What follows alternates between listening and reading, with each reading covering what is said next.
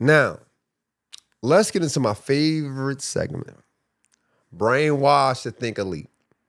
Now, for all my new viewers, if you don't know what Brainwashed to Think Elite is, it's when we talk about subjects that make us think outside of the box, think outside of media narratives. And we want to carry this thought process not only on the court, but off the court as well. Remember, I'm only using basketball as a tool, a form of entertainment of sort. However, I do want you to use this mindset in all areas of life. I want you to question everything. I want you to look a little deeper than what you see on TV, what you hear in music. And this way, you can live a peaceful and prosperous life. But the only way you can do that is get this right first. So you have to be brainwashed to think elite. Today's topic on Brainwashed to Think Elite, there's no such thing as a super team. I said it. The media has put in your mind that there was this super team that was out there. Nope. It's called a winning formula.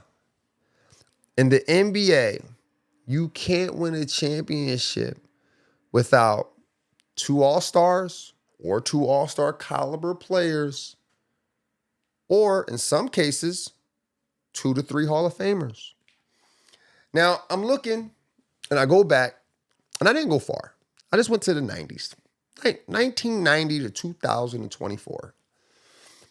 And I noticed that every team that won a championship, with the exception of about 4, had an All-Star on it, or a former All-Star, or All-Star caliber players. For example, in 1994, Hakeem Olajuwon was the only All-Star for the Houston Rockets. But that doesn't mean he didn't have an All-Star caliber player in Otis Thorpe. Otis Thorpe that year averaged 14 and 11. Now you may say, well, Sean, how is that an All-Star caliber player? Well, if you compare the team they played in the finals, the Knicks, Charles Oakley was the second All-Star on that team with Patrick Ewing. Charles Oakley averaged 10 points and 11 rebounds. Otis Thorpe averaged 14 and 11 rebounds. The reason why Otis Thorpe didn't make the All-Star game is because he had to sit behind David Robinson, Karl Malone, Shawn Kemp, Dikembe Mutombo, Shaq, and of course, Hakeem Olajuwon. So it was harder for him to make the All-Star game. Doesn't mean he wasn't an All-Star caliber player. You put him in the East, he would have made the team. And if you want to go back and look at all the other teams that prove me wrong, be my guest. Just to save yourself some time, you already know 6 rings in the 90s was won by one team. And you already know who the All-Stars and Hall of Famers were for that team. Not to mention they add more Hall of Famers when they put Dennis Rodman on that team. But if you want to go look at the 1999 Spurs team, you'll go ahead and find that David Robinson and Tim Duncan were both All-Stars and Hall of Famers. You want to go look at the 2000s to the 2002, you'll see that Kobe Bryant and Shaq, All-Stars and Hall of Famers. So no matter where you go with it, there's always been 2 All-Stars on a team. Maybe not the Dallas Mavericks 2011 who had Dirk Nowitzki. Maybe not the Detroit Pistons of 2004 who had 1 All-Star, which is Ben Wallace, but Ben Wallace didn't win the Finals MVP. Chauncey Billups did, who I would consider an All-Star caliber player.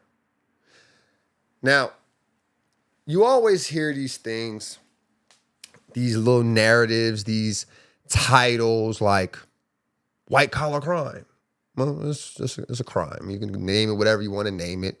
Black on black crime. Well, yeah, I guess so. If you live around all black people, who else the crime's going to be on?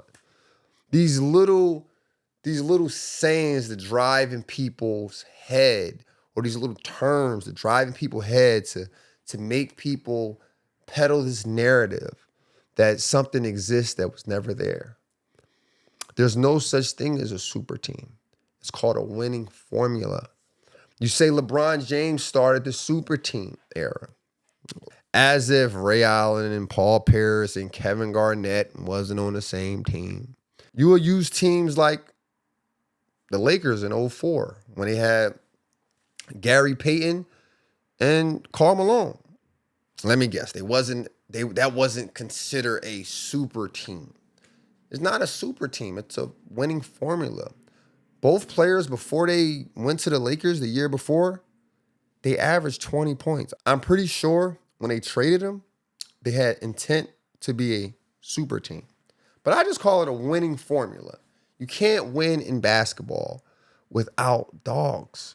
You can't win in basketball without 3 to 4 players averaging double digits. It's just a formula. Yes, you may not like how LeBron James did it.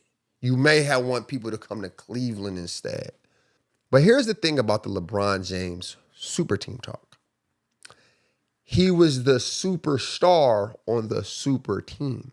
Now remember, I don't use the term super team. I call it a winning formula. But I'm going to give you an example. If you are playing in high school and you're killing it, you're one of the top guys at your school. Not one of the top guys, you're the top guy. You're averaging 27 points a game, and you're going to the state finals since sophomore to junior year. But you know, they don't got good coaches. The principal over there, he don't really care to bring players to help the team win championships. He's not really a basketball guy. And then you say, you know what? I'm going to transfer to Oak Hill Academy. I'm going to transfer to Oak Hill Academy. And then you average 27 points at Oak Hill Academy. You did the same thing you did at your old high school with your new high school. And the new high school got bigger superstars than before.